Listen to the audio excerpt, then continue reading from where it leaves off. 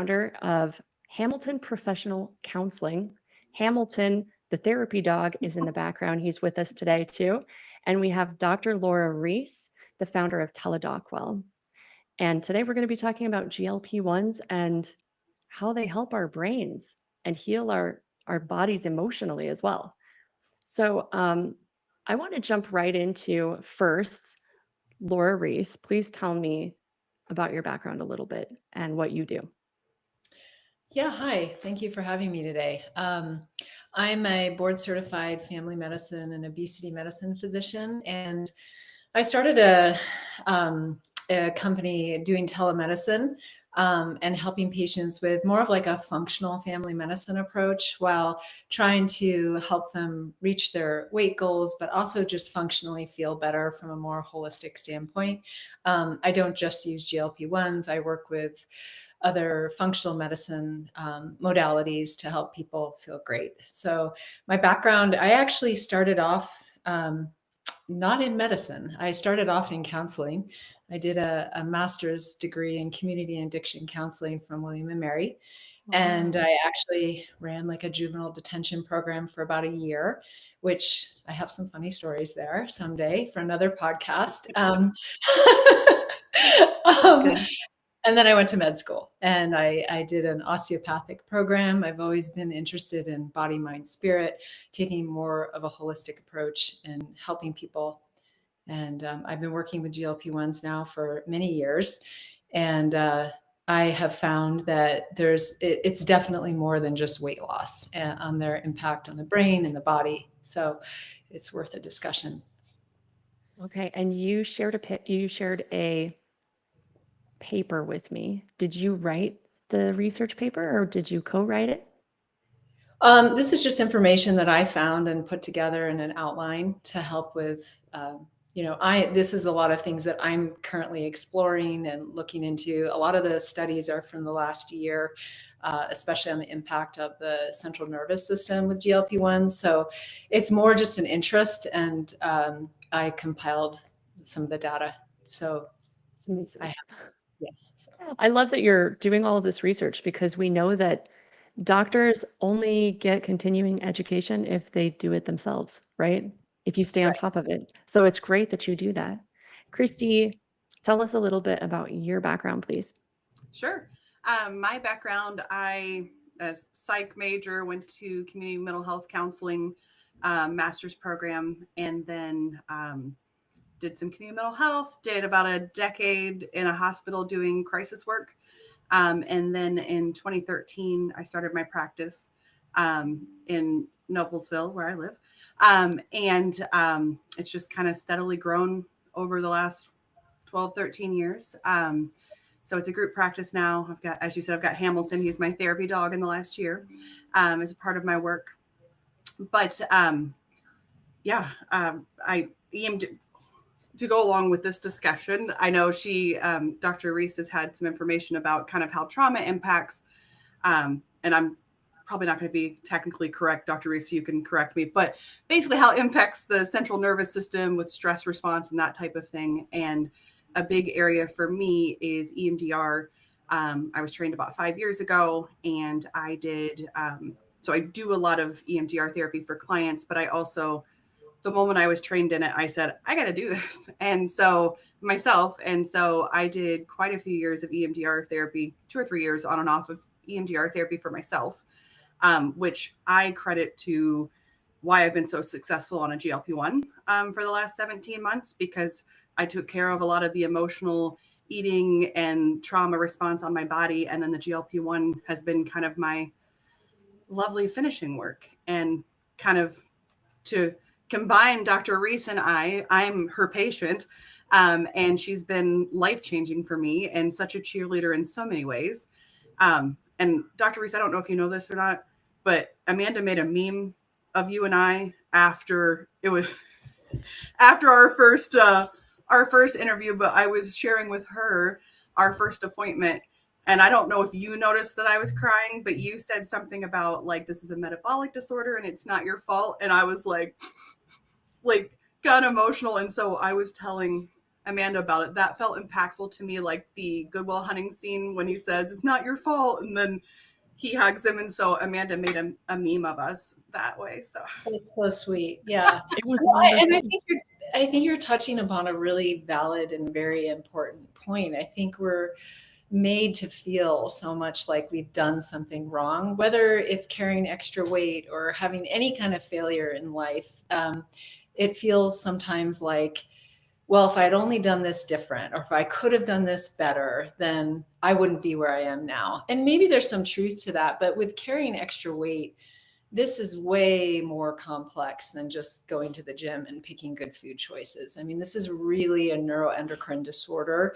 And even with the current, whether insurance companies cover it or not, they're looking at it as like, oh, well, we'll put you on the medicine, you'll lose your weight. Once your weight and your disease processes are reversed, you don't need these medicines anymore. Well, with any other chronic complex medical condition, we don't treat the condition, get you fixed, and say, okay, you're fixed, let's go off the medicine.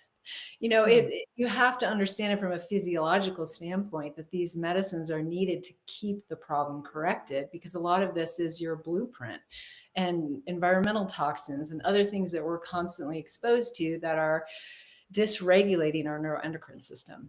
So I love learning about the causes of obesity.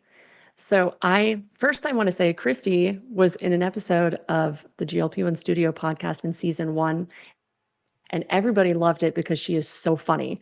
And she did share that. I'll make a clip of it and I'll stick it in the article that I write up from this interview.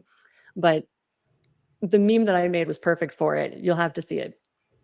But I've been doing a lot of research myself into the causes of obesity because I am working so hard on helping people learn how to advocate for themselves. And I think that the biggest part of it is that it's not willpower. And we need to be able to defend ourselves when it comes to the stigma by using facts and statistics. It's hard to fight facts, right? And so the more we know about obesogens and the fact that trauma affects how you store weight, I mean, there's so much that goes into it. And that's why I'm really excited to talk to you today, because this paper that you wrote gets really into the nitty gritty with statistics and everything. So for the people who only know GLP-1s as weight loss medications, can you explain what's actually happening to the brain and the body on these drugs? Okay, that's a very complex, detailed question. So I'm going to try to just summarize as best as I can, because there's way more than I could fit into an hour podcast. But You mean it's not just making you not hungry? Yeah, no, exactly. Good point. Yes. Well, so there's GLP receptors all over the body. We have our peripheral GLP-1 receptors, which are the L cells in the gut, and they are GLP-1 we actually naturally make. It's a hormone in our bodies. But the interesting thing is that only when the hormones hit the receptors, our natural GLP-1 only lasts a minute or two. So typically it takes about 5 to 6 half-lives. It's unbound. So that's maybe 10 to 15 minutes. So that's affecting the motility of the gut. That's sort of telling the brain, hey, I'm not really that hungry, and reducing what people talk about with the food noise. But the central nervous system also has quite a few GLP-1 receptors all over: the hypothalamus, the amygdala, the hippocampus, the brainstem, the prefrontal cortex. And those receptors in each of those areas we're finding have different functions. Like the hypothalamus, it decreases hunger, increases satiety, and it actually modulates cortisol releasing hormone. So this is a big one for our discussion today, because it modulates it. So it almost mitigates like an extreme flux, and it helps with cortisol resistance. So you've probably heard about insulin resistance. Well, insulin resistance is when the body doesn't really utilize insulin very well anymore. So it needs more and more to get the act done, or the function of insulin working, right? Well, cortisol is the same thing. So when you have this chronic repetitive stress response, your body uses more and more cortisol because it's like desensitized to it. So the GLP-1s are starting to help mitigate that so that you resensitize yourself to cortisol, so you don't need as much for the typical function and anti-inflammatory effects, but also cortisol is a stress hormone. So when you're bombarded by stress, you over time on these medications, that cortisol release isn't quite as intense. Okay. So you're saying, just to summarize it, that it's making us less stressed out. Well, hopefully that's from the research and from what I'm actually seeing with patients. And Kristi, maybe you can attest to this a little bit. How have you noticed any of that on the GLP-1s? Like feeling like your ability to handle stress, or maybe your stress response, isn't quite as extreme as it was before? Not that it was ever extreme, but you know my point here. Yeah, no, I definitely, because I think I always struggle with anxiety. And then when I did a lot of therapy, obviously that got better.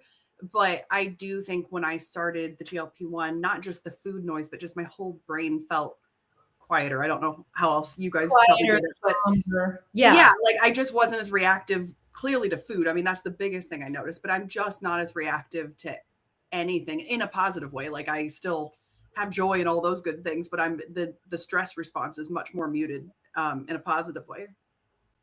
So Right. can I ask, Kristi, I'm not sure if you have patients or clients who are on GLP-1s, but I'm wondering if you're seeing it like across the board. If you've got any clients who are on GLP-1s and they're all kind of having a similar experience. Yes and no, and I'll explain. Like, yes. However, if I have been seeing somebody for a long time or they've been in therapy before, then I am seeing that kind of more immediate calming. If I have people, and I think all of us have talked about this, I've talked with both of you at some level with this, is I know like on the Facebook groups and different things, I'll see people say, oh my gosh, my anxiety or my depression is so much worse since I started a GLP-1. And I refrain from jumping into Facebook discussions most of the time, but I'm always thinking it's because you just took away a huge coping skill, which is our relationship with food. And now you haven't picked up new coping skills. So this is a long answer to your question, but I think for people who have learned good skills and good tools, they're seeing a pretty, I don't want to say immediate, but a pretty quick turnaround on that stress response. I think some people come in with taking that tool away because the reward centers aren't lit up by food like they were. And now they don't know what to do with that. And I always liken it to like, if you just have an alcoholic just magically not drink, whatever was driving them to drink in excess is still there. And that's the same with any addiction. Right. And so yeah. So yes and no, Amanda. I completely agree with that. I think, Kristi, we've talked about this actually. And I think that doing the emotional work for, for those patients who do struggle with underlying anxiety or trauma is a super important part of weight loss and being on these medications. We do know that they dampen the dopamine release and the nucleus accumbens. So that curbs emotional eating. But I think you're right on point that if you haven't done that emotional work and you're struggling, and then you're no longer putting the drug in to get that dopamine secretion, and the drug being food, then you're left with these feelings that are hard to deal with, a hollowness, a depression, an anxiety.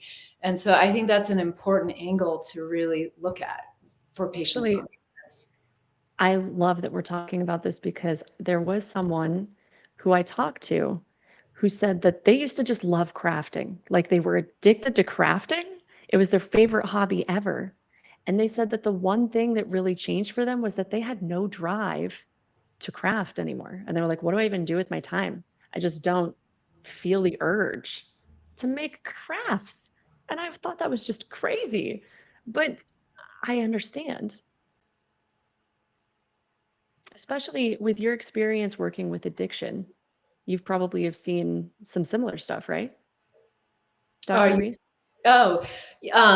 Yeah. I mean, I think we have humans inherently have a natural desire to feel well and seek out pleasure. So often one addiction is replaced with another. And I think food is a very common addiction that isn't really appreciate it as much because we have to eat food and we have to have it to survive. Um, so so it's a harder one to break. It's not like alcohol or drugs where, well, those are difficult to break as well. And I'm not diminishing that as well, but those we can stop if we want to. Whereas food is sort of always there, and our society is just inundated with advertisements and eating. And so, yeah, so hopefully that answered your question. But I think the addictive pathways in the brain are a very important consideration with obesity.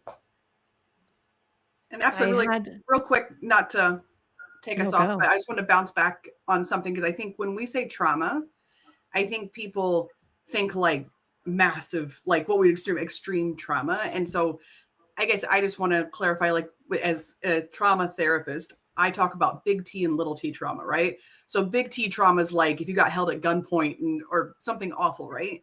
Little t trauma, we all have. It could be being made fun of because you didn't have the cool shoes when you were in 4th grade.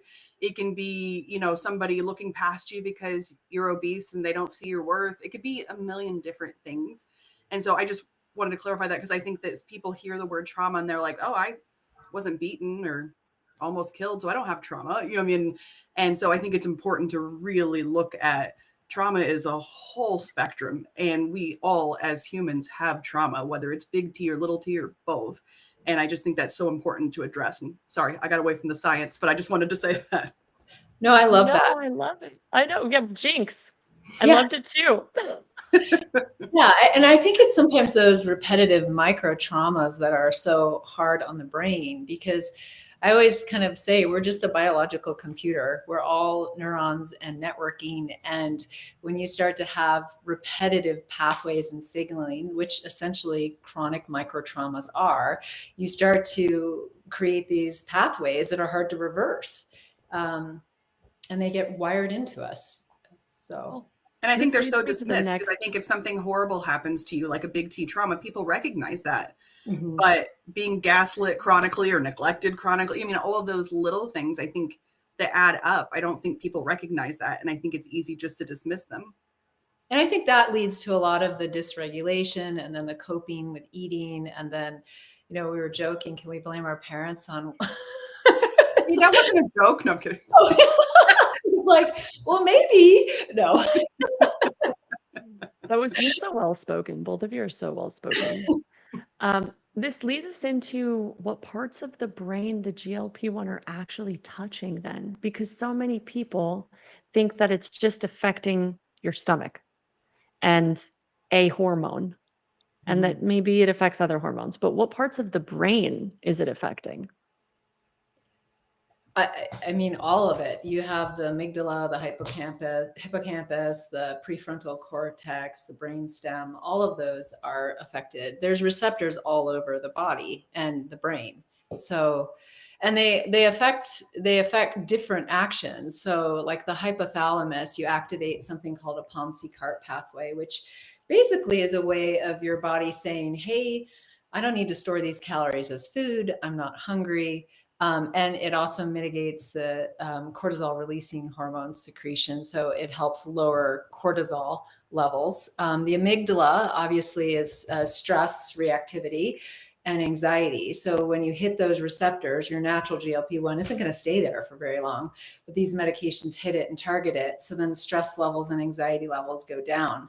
And I think there is a paradoxical reaction for some patients, because we certainly have some conflicting data on that, as far as, is it making anxiety worse for some patients? Is it making it better? Where is it going with that? And I think a lot of that is situational. And I think Kristi had a really good point about, well, you're taking the drug away, so what's left after? Have you actually, how do you handle that when you no longer have the tool that you were self-medicating with? And then the hippocampus is kind of interesting because it increases neurogenesis and neuroinflammation is reduced, which is where there may be some evidence on relating to memory, improved memory, slowing dementia.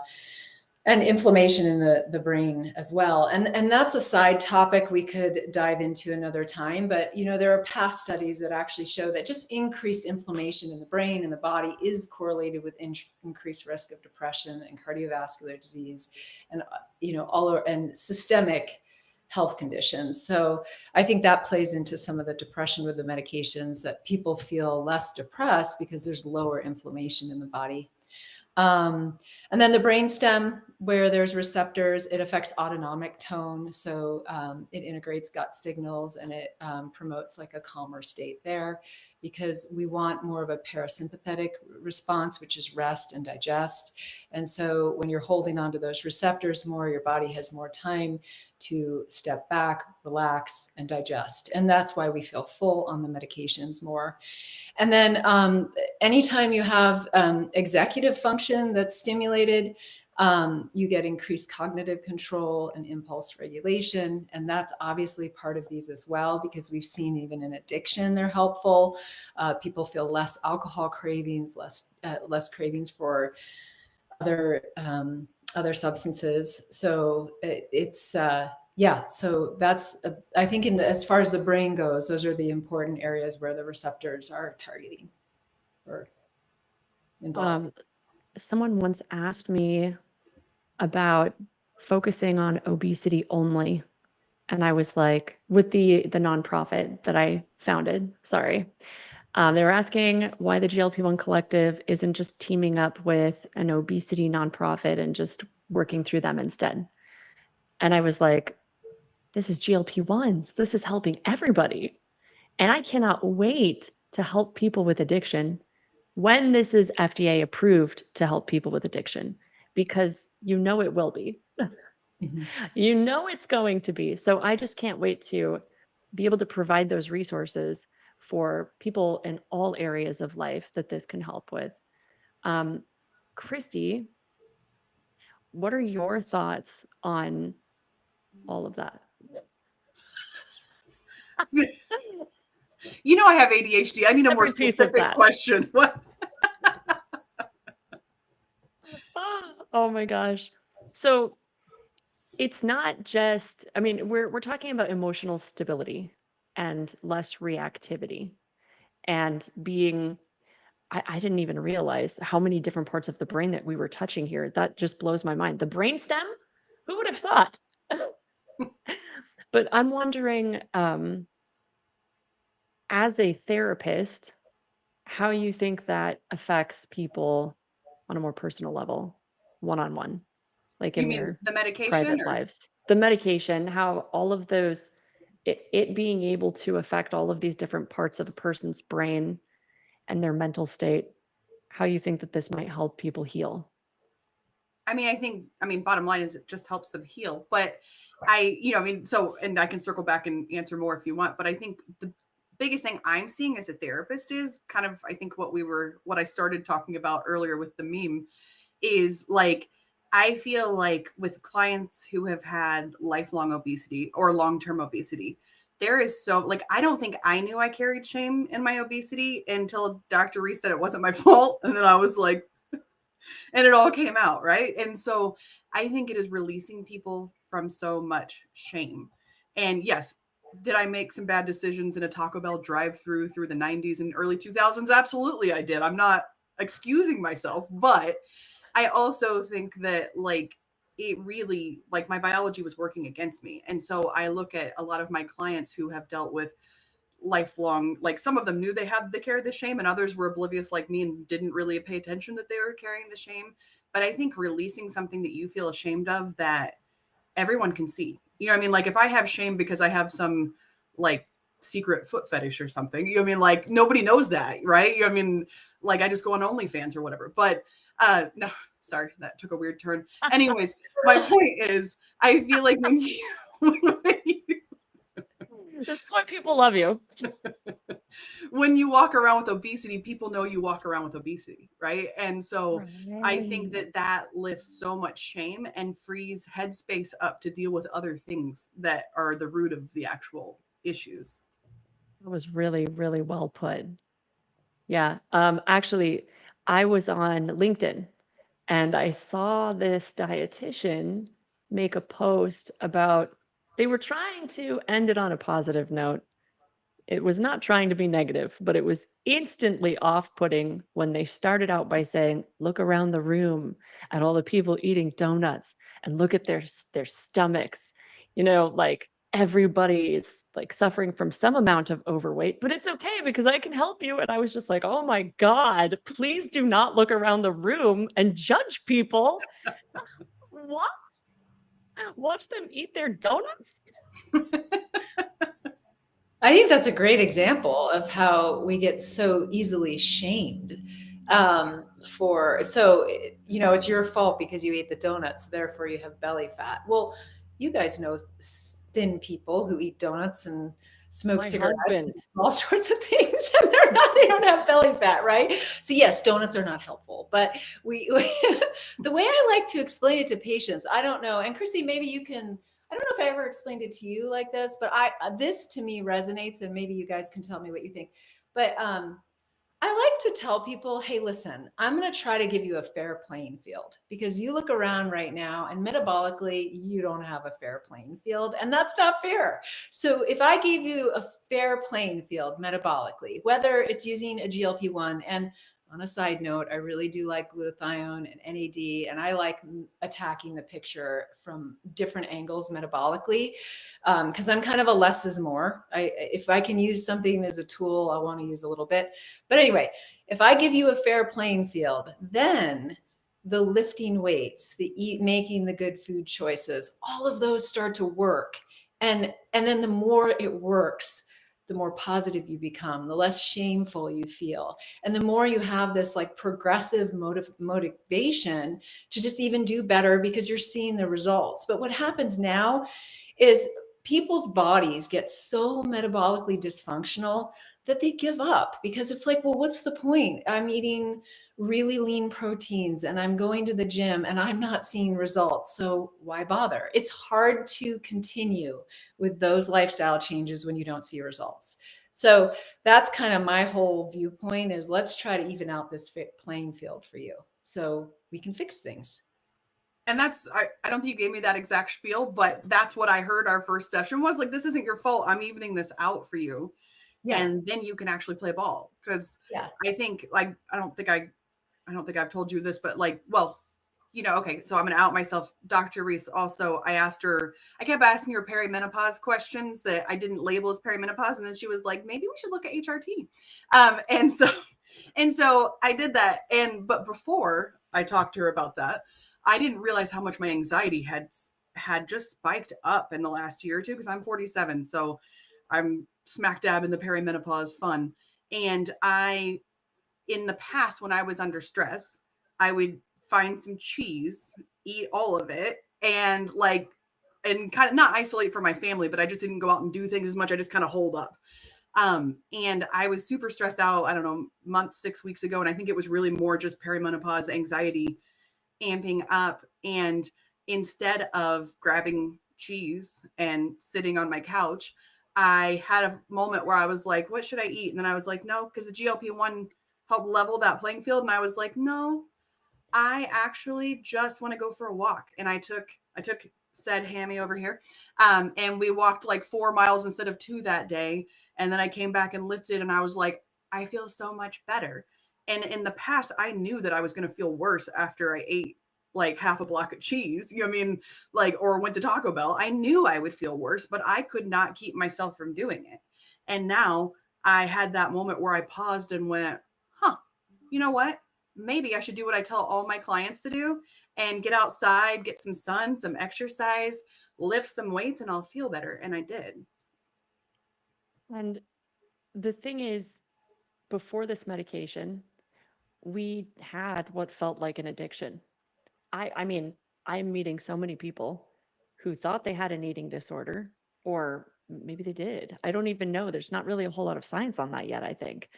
I was wrestling with bulimia for the last decade, and it felt like an addiction.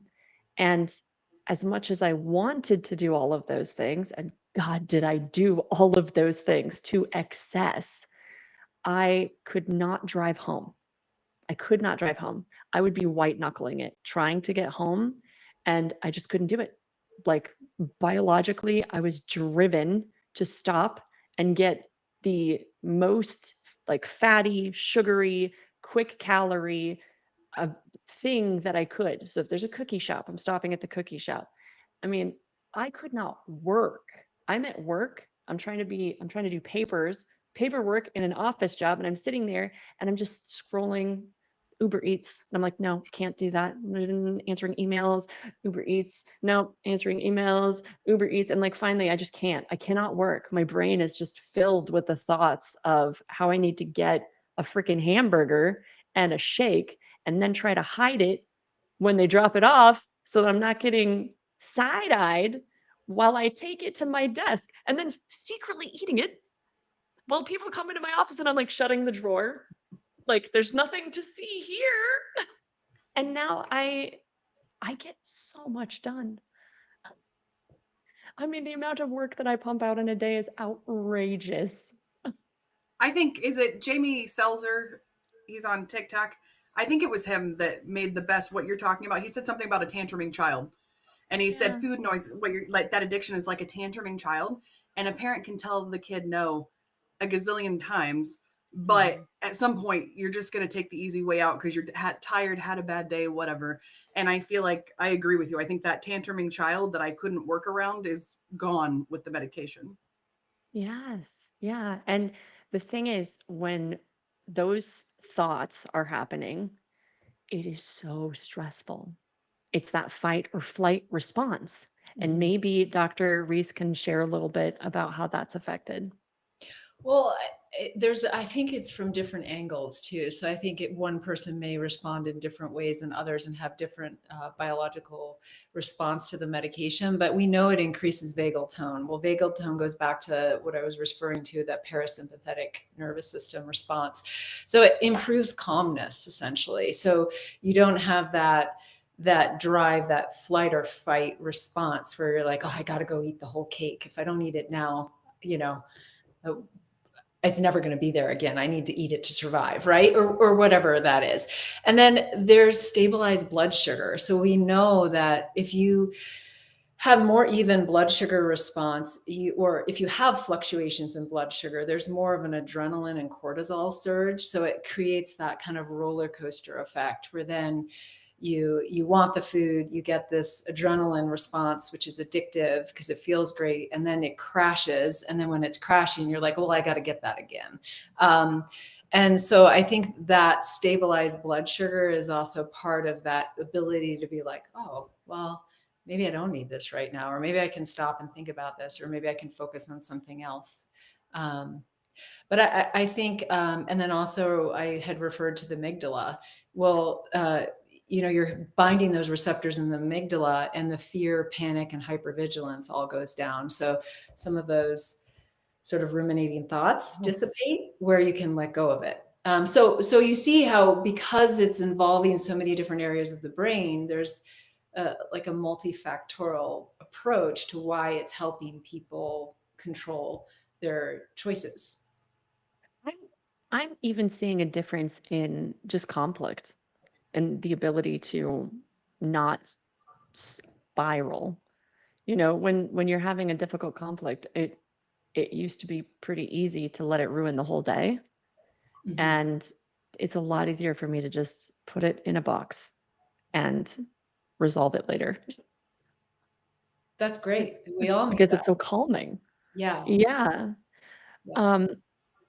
So both of you have worked with people on trauma and anxiety then, and you have some experience with that. Can you tell me, Dr. Reis, can you tell me what BDNF is? Yeah. 1 second. Sorry. You're okay. I think it has to do with resiliency in the brain. No, I'm sorry. I just had something come in. I had to respond briefly to it. I apologize. Oh, you're okay. So, So it helps with like the brain connections, essentially improving memory and learning. And it helps with mood stability, resistance. And I think it's kind of the area of the brain that we're looking at that maybe this is where the dementia, it's helping with slowing dementia and by protecting against like neurodegenerative changes in the brain. Yeah, the amount of things that GLP-1s are helping with is outrageous. I keep looking for these long-term terrible side effects, and I keep finding like cures cancer, slows dementia, like not cures cancer, but you know what I mean. Yeah. I'm only finding positive benefits in so many different areas. It's outrageous. Yeah, and I do, on that note, I like to be always a little bit skeptical, and I always want to remember, there's two sides to everything. There's two edges to every sword, right? So there are so many amazing benefits to these medications, and I think we're learning more and more about them. But there are also things that we need to be careful about. In some of my research, I was actually looking at, okay, well, if someone has like a chronic adrenal insufficiency or adrenal fatigue, knowing that it is affecting cortisol releasing hormone, how is that actually going to impact them? If they aren't great at secreting cortisol, could that be a problem? And there may be some evidence that it can be. So it's not a miracle for all. And I think when we treat patients, we still need to keep that in mind. And if you have someone who's exhibiting a lot of fatigue on these medications, maybe it is worth looking at cortisol and ACTH and looking to see, is that being regulated properly?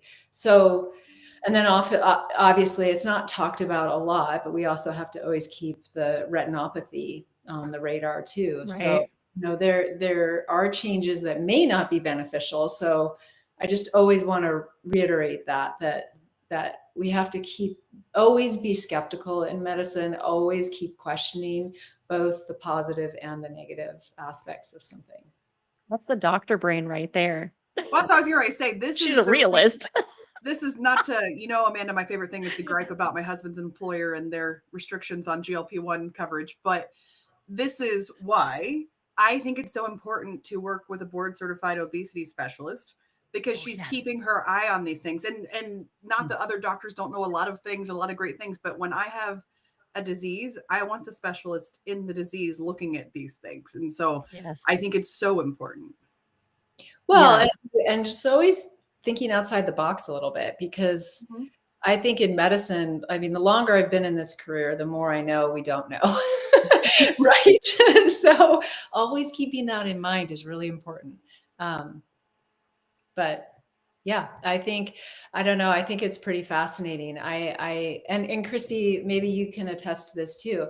I definitely have seen my fair share of patients going one way or the other, and not everyone finds it's a great medication. And from a metabolic standpoint, what I think is fascinating is it doesn't work for everyone. And that's where so different pathways are probably involved in this patient's obesity than someone who is responding to it. So there's so much more to learn. And I think the obesity medicine forefront is just fascinating because we have so many new drugs in the pipeline that are going to be really exciting for those patients who haven't responded that well. And I just want everyone to have a fair chance. And as I said, we got to get people on the fair playing field. And then we can't forget to reiterate the importance of lifestyle. And this is not ever to replace that. And that's something that I do get worried about with these medications, because potentially people can just think, well, it's that black and white mentality. Well, I'm on a drug, it'll fix it. I don't really have to do the other work. And that's not healthy either. So. Right. Yeah. Lifestyle will always be a part of your life. Right. The importance of a healthy lifestyle in general will always be a part of that. But you're right. You don't want to trade one thing for another. Right. Osteoporosis or osteopenia. So. And that goes back to probably part of why societally we have such a high obesity rate, is because we're really not looking at quality of life. It's about time is money. We need to make money. We have all these debts that we accrue. It's sort of like this debt-based culture. So therefore we have to work all the time. So we put like, eating a nice meal socially, taking time to eat it, actually cooking a good meal, going to work out, spending time with family and friends, all that becomes, on the back burner. And it's affecting our health. It's affecting our nervous system more than I think we realize. So we're constantly in this fight or flight response, and we're not able to really stop and enjoy the moment and enjoy life because we have this constant external stress that is contributing to obesity. It's so ironic that you just said that, because right before this, I had a podcast interview. Two things here. So I was just interviewing Steph Wagner. She's the bariatric food coach. And she said the same thing. She expressed that if one of these medications or surgery doesn't work for you, there are always other options. So it is not a failure of your body or of you if it's not working. Just like chemotherapy wouldn't be a failure if it didn't work, right? It wouldn't make you a failure, which I loved that example. That's amazing. It's so powerful to imagine. But she said, yeah, you can mix different medications, and you can even mix surgery with medication. Like, there are all these different options. So if there's a GLP-1 that doesn't work for you, you could try another one. Like, don't give up. It's not ever going to be your last chance. And I think it's very interesting that you're saying, well, just look at other pathways. Maybe it's not working because there's a different pathway that's kind of more messed up for you, and we got to fix that first. Right. And yeah. no, you're great. And then I completely forgot what the second thing was that I wanted to say. That's why I never say first thing, because I'll never get to second. So. Dang it. I think we all have ADD, or at least Kristi and I do. So that's why we are on the same page. But I'm usually on topic 4 before I'm on 2 or 3. So, Gosh. So I've interviewed a couple people who had Hashimoto's, which is an autoimmune disease. I love this topic. Let's talk about it. Talk about it. So I started to just make a correlation. I have a lot of patients who've had Hashimoto's, and I kept hearing this from them, like, food doesn't really seem to bother me like it used to. I don't feel as puffy when I am on the GLP-1, especially tirzepatide. That seems to have a greater impact for that pool of patients. And so I just started to pay attention to this. Like, their thyroid was a little bit easier to control. They didn't seem to have as much changes in their medication doses. And when they would eat, they'd feel less bloated, less puffy, less intolerance to especially like dairy and wheat, which a lot of Hashimoto's patients will report. And so, at first I thought, okay, it's probably just related to, reduced inflammation, because as you lose fat in the body, the fats are the fat that we carry when we're overweight is like sick, dysfunctional fat. And it's been disrupted hormonally. Fat is actually your biggest endocrine organ in the body. And so when it's dysregulated, you've got this like powerhouse of inflammation, prostaglandins and cytokines, and you lower adiponectin levels. And we know that adiponectin is very beneficial for reducing inflammation, and it's kind of counterintuitive, but it is released by healthy fat, like fat that we have when we're younger, and more of it. So anyway, I thought, okay, well, maybe that's what is reducing all of these symptoms with Hashimoto's, and I think definitely it is part of it, but then I stumbled on an article that was saying that there may be some reduction, and I'm trying to get the name of the article. I don't have it offhand, so I apologize. But that there may be some reduction in actually antibody production on the GLP-1s when you have Hashimoto's. So yeah, I think it's a combined approach, and I've actually seen the benefit in other autoimmune diseases. And I think, like, especially the inflammatory arthritises, yes, reducing weight helps the pressure on the joints and the inflammation in the body, but there's more to that, because I think people start on them, they still haven't lost the weight, and they're still feeling better. They're still feeling more energetic, and their inflammation has already gone down before they've really even lost a significant amount of weight. So I think that whole area is to be determined, but we do also know that there's a reduction in TNF and alpha TNF and interleukin 6 on the GLP-1s as well. And those are those inflammatory cytokines that we have a lot of immune modulating medicine to treat for people with autoimmune disease. So very interesting forefront there, and hopefully we'll have more data on that. So when you said that fat was like the largest organ on your body, is that right? I always Yeah. thought it was skin. I don't know. I always thought it was Well, skin, skin but that's a is really good point.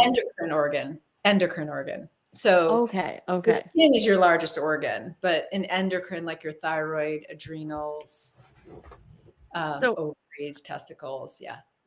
I read that you have a finite number of fat cells, that they just get larger and smaller, that you do not grow more when you gain weight, that they That just, that's how it's supposed to be.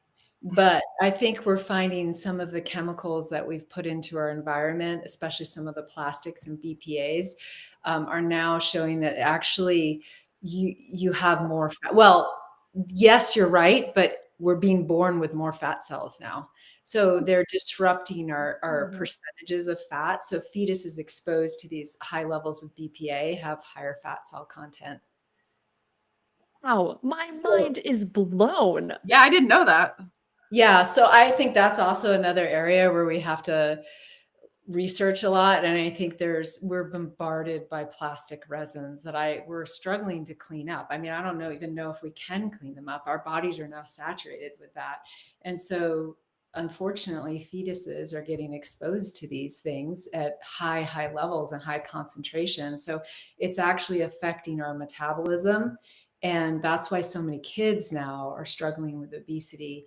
I mean, I have patients who are children who are 13, 14 years old. They've been obese since they were 5, 6 years old. I mean, that's not normal. We have to start to look at that. Like, what's going on where their metabolic system is getting wired to be obese? And yeah, yes, it's too much TV. Yes, it's not enough activity, but it's more than that. When they're already carrying 100 extra pounds by the time they're 13, that's a red flag. There's something more.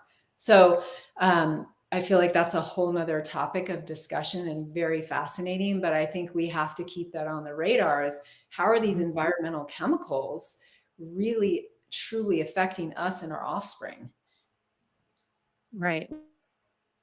Well, and like you said before, we know that there are thin people who eat donuts and don't move, and they're still thin. Maybe Yeah. I don't know, is it genetics? I have no idea.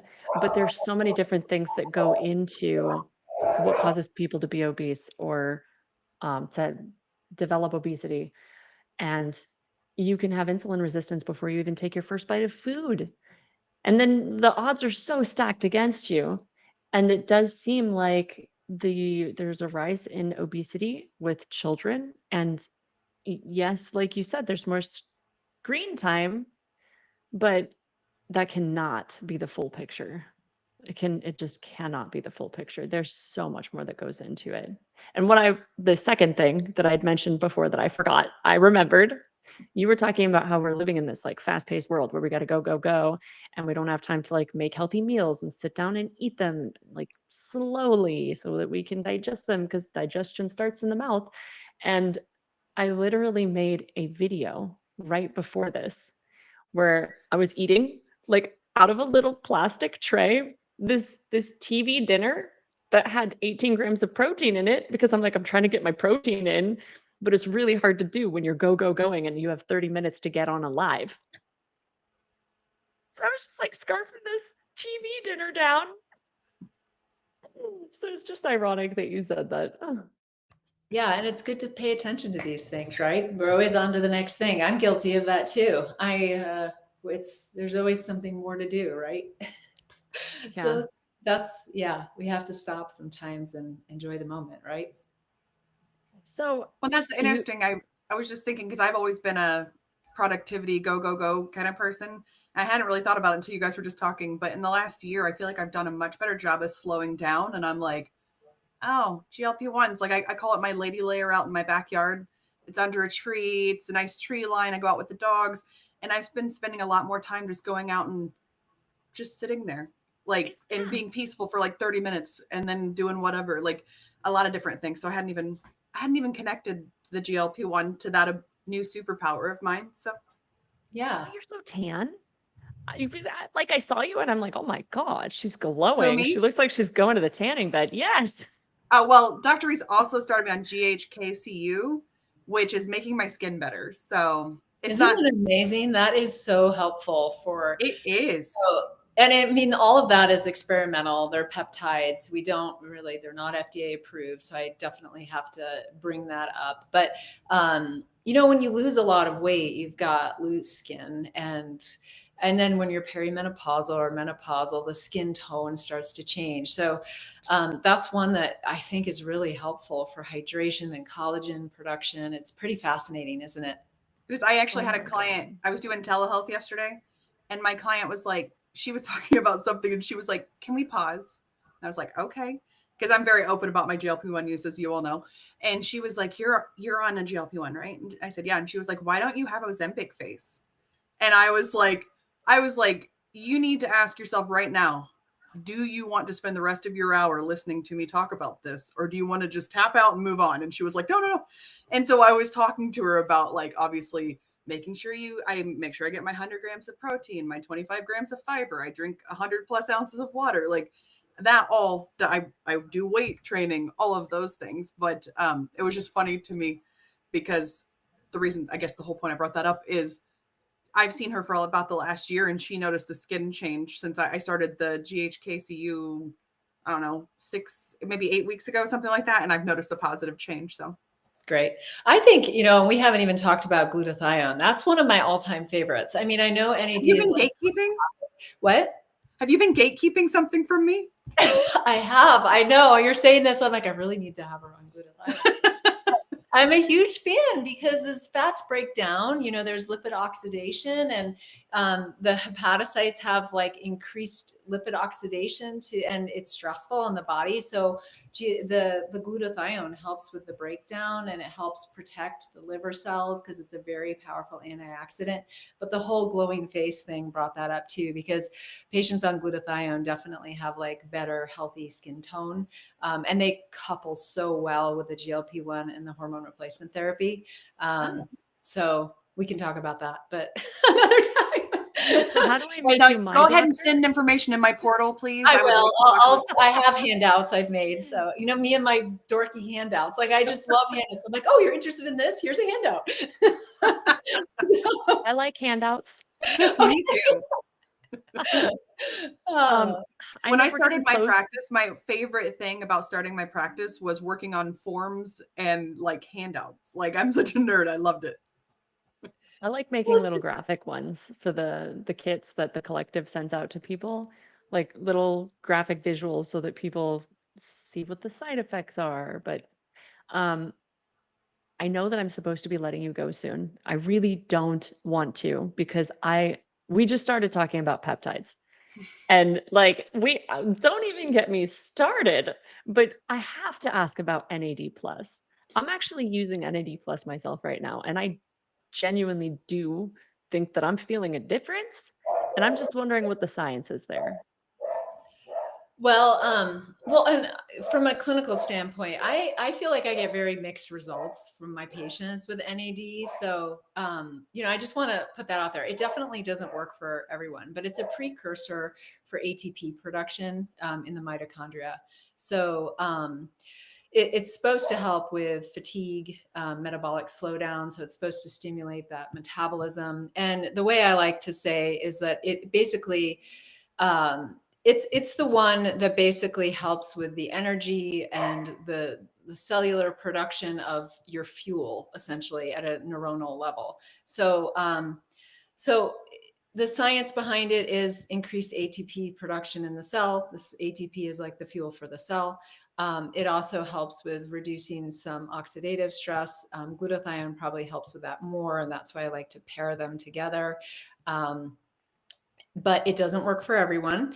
A lot of people do say that it helps with mental fog. And if you're ADD, sometimes it helps with mental clarity. I'm still on the fence about all the sub-Q NAD. I know there's clinics that give it, but I have been looking at NMN, which is the precursor to making NAD.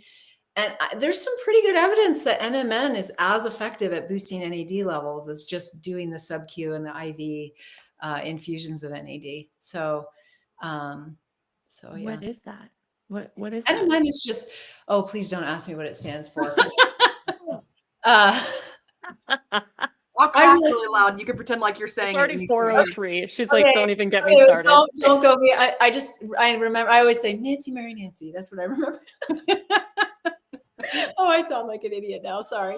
But no, you sound too smart. What the body uses to make NAD, and then NAD is used to make ATP production through some of the neuroprotective pathways.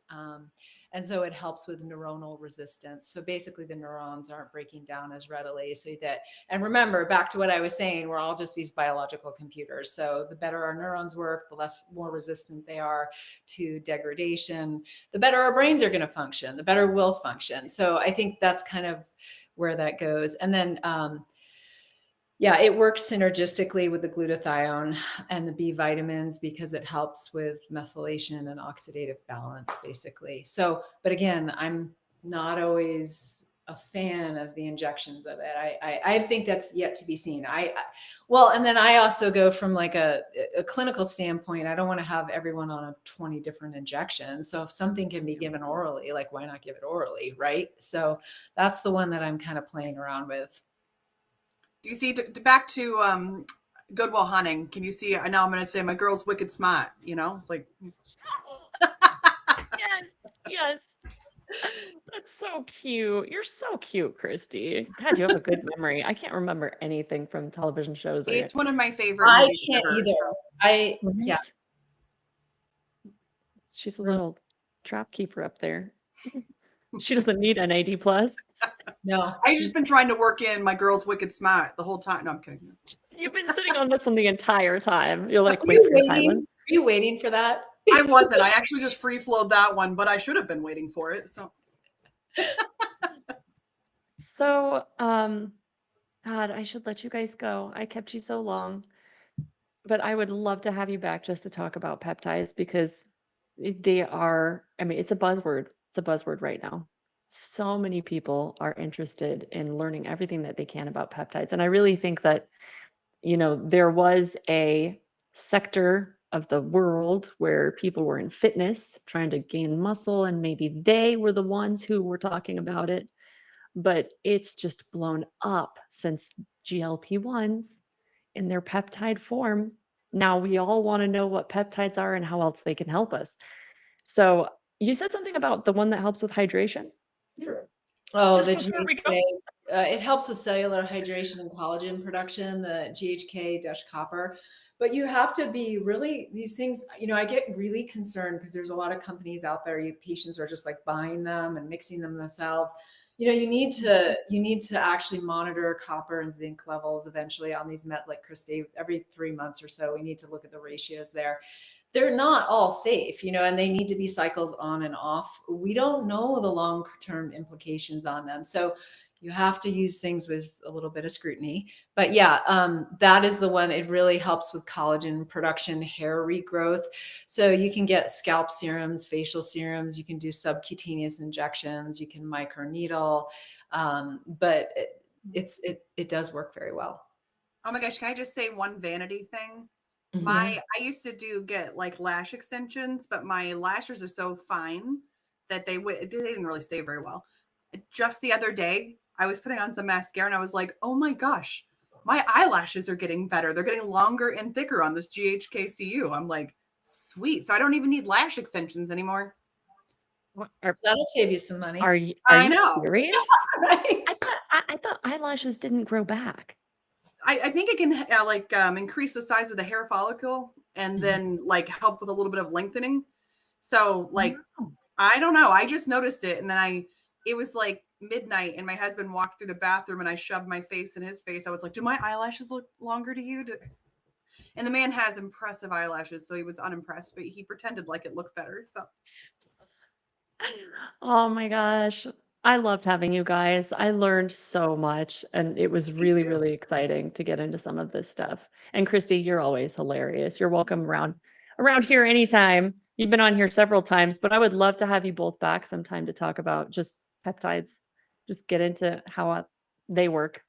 You know, I'm always game. I don't have many hobbies, so I like to just come on your podcast. So I make sourdough and got pickleball and come here. So Send me some sourdough.